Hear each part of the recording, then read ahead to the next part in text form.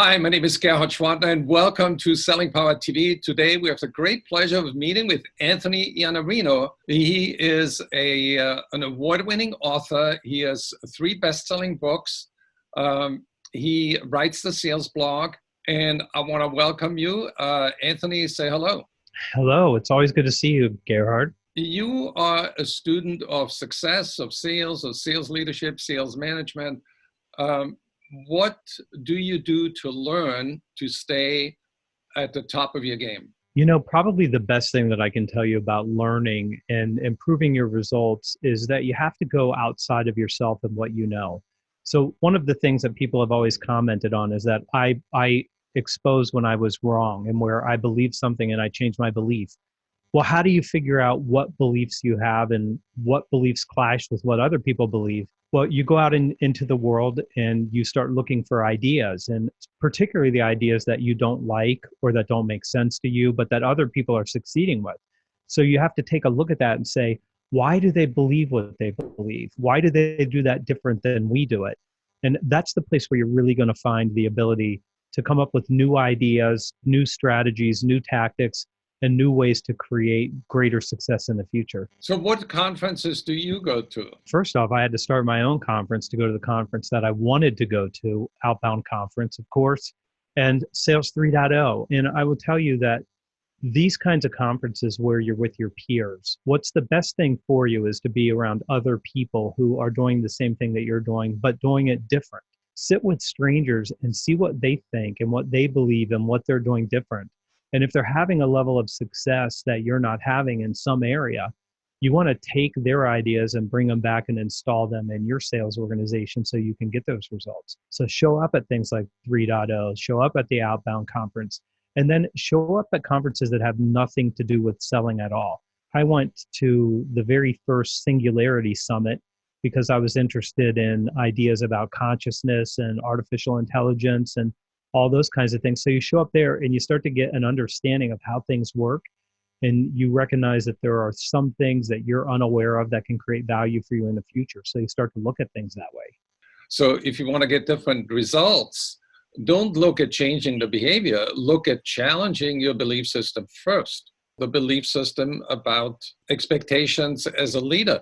Your belief system about what is the value of your company to society, or what is the value of your product to the customer, or what is the value of the relationship between your salesperson and the customer. So if you want to change something fundamentally, you begin by examining your fundamental beliefs.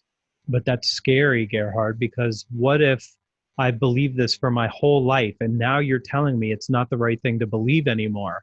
Then I have to face that and say, wait a second, I maybe was right about this 10 years ago, but it's not right now. Now we have to start changing. You have to be willing to look at your beliefs and decide, this is no longer good enough. I'm raising the standard. I'm changing what I'm doing. And you can go out and start seeking out the ideas. I'm surrounded by these books here. The reason I'm surrounded by books is because I always want to know what I don't know. What's available to me that I haven't looked at yet?